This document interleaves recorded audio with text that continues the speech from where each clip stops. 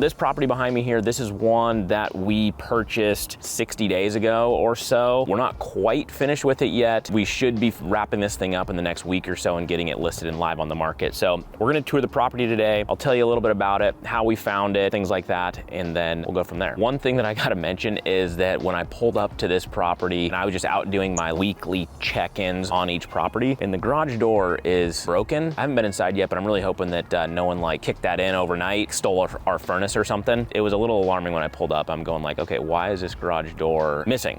So we're gonna go find out. So one thing about this neighborhood, we're situated right next door to kind of like a junky house, as you can see here. So that's a little bit not ideal for resale. If you are in the real estate industry in this area, you would call this area felony flats. It's a little bit of a dicier area, lower price point, entry-level homes. Our street in particular, like, isn't terrible. Again, in this area, when you're flipping houses, you do risk some break-ins and things like that. Hopefully, that's not what we're dealing with today. So as far as the exterior goes in this property, we didn't actually have to do a whole lot, which was nice. So this siding, this is original siding, the roof, that's the original roof. Even the windows are actually original, which is great.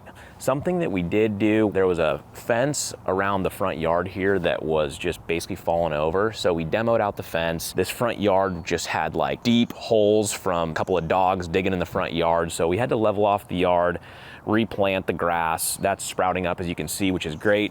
And then obviously we're gonna have to put in a new garage door here before we get this thing listed. Again, as far as exterior goes, not too terribly bad. It does look like we're still waiting on gutters. Other than that, let's go inside and take a look. So we bought this house for $265,000. The seller of this property was actually in pre-foreclosure. They ended up reaching out to us. They filled out a form on our website. We were able to come over here, meet with them, and just make them a cash offer on the spot to buy their house. We were able to give them a little bit of extra time in the home as well. After we closed, they received their money. They had I think around 30 days where they could remain in the house while they figure out their next steps. So it worked well for the seller and for us as well. So as far as where we find these pre-foreclosures, we don't really find them. Most folks are reaching out to us directly.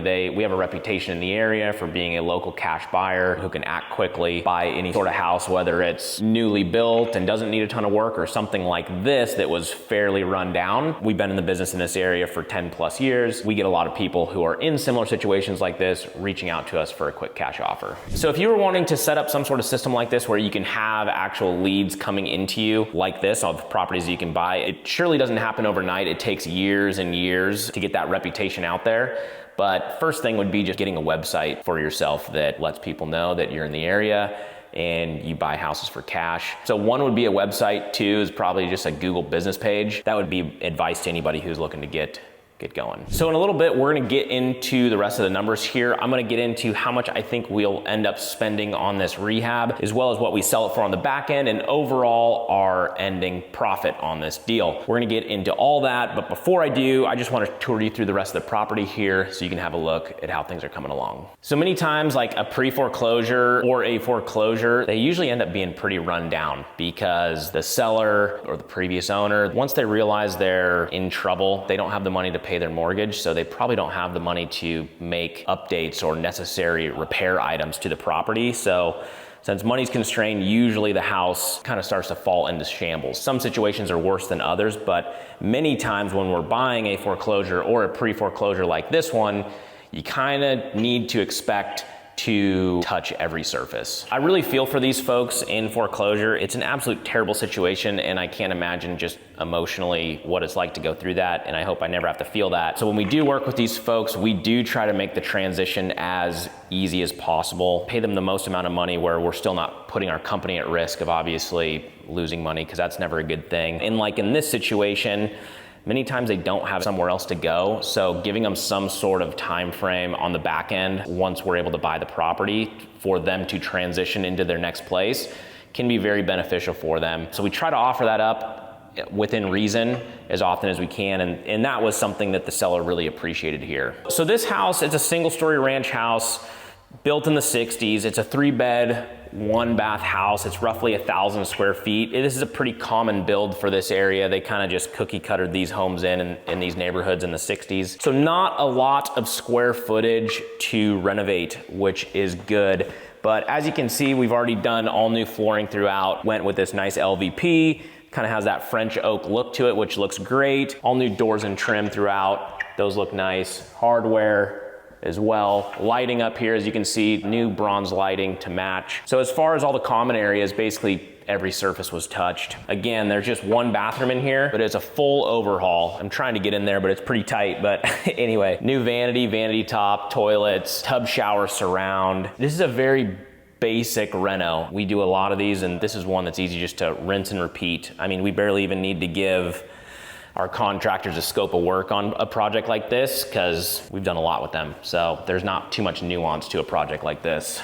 So one thing we were able to save in this house that I mentioned previously was these windows, which is great. Even though they're not like the color we would choose, they are like a nice vinyl window. You can see they look like a wood grain window, like an older window, but these are actually fairly expensive wood grain vinyl windows. So we were able to save these, which is outstanding because you know, that probably saved us $4 or $5 grand on the budget. And then we got this charming neighbor next door here. We got grapes though growing over, so how wonderful is that? Let me just take you into the kitchen real quick, because this is probably where the biggest expense on the house took place, is in the kitchen. It's a small kitchen, but we did have to gut the entire thing.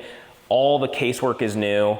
Appliances, as you can see, we're still waiting on counters. This will be just a nice quartz countertop. We haven't decided if we're gonna run the counters and just do a countertop backsplash where it comes up like 6 inches, or if we're gonna do a tile backsplash. But as you can see, very small. We will usually add a water line down here, as you can see, just so that somebody can have like an ice maker in their fridge or whatnot. One thing to note, in a property like this, in an area like this, we're catering to an affordable market and keeping the price fairly low, is these cabinets are actually straight off of the Home Depot shelves. I wouldn't put these in a $500,000 plus house, but in something like this, these do just fine, and they actually look pretty good too. Especially in a small kitchen like this, they look phenomenal. So you can go buy all of these cabinets here right off the shelf in Home Depot and basically install them same day. So along with the Home Depot cabs, we'll do just our appliance pack here, just the 3 appliances here. So as far as the cost on this kitchen, I'm just gonna give you some estimates here, but cabinetry, we probably have $2 grand in casework from Home Depot. Appliance pack, $1,000 bucks. Countertops, probably $3 grand, because we're gonna do a nice like 3 cm quartz countertop. Probably $7, $8 grand for this kitchen. And one thing we did actually was in the garage here, and this actually was a decent transformation in itself. So this garage originally, I'll post a picture of what it looked like, but there was no drywall in here. We were just looking at raw lumber in here, the studs. Same thing with the ceiling. We were just looking at rafters and the bottom side of the roof. We said, hey, let's spend some money here. Let's drywall in this garage.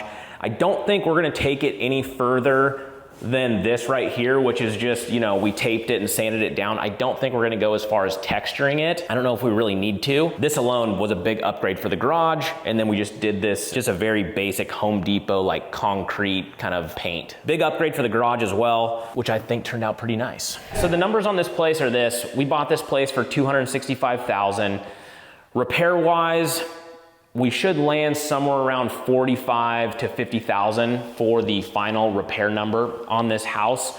And I'm hoping that we can sell this place for somewhere in the high 300s. You know, we don't know exactly yet. Could land at 375, 385, something like that. So with those numbers, if we can hit that, that should put us at a gross profit of around $65,000. So all in all, not a bad deal. We should be able to make a decent profit on this thing. I love a single story ranch like this. It's very, I don't wanna say easy, but it's a very low risk flip for anybody looking to get into house flipping. If you can find something, single story ranch, 60s, 70s built, so you're not dealing with a lot of mechanical issues like plumbing and electrical, they can be a very good entry point for a flipper. So if you guys want to see one of our more recent flips and check out this playlist, check this out right here where you can see everything from the beginning to the end of the entire process.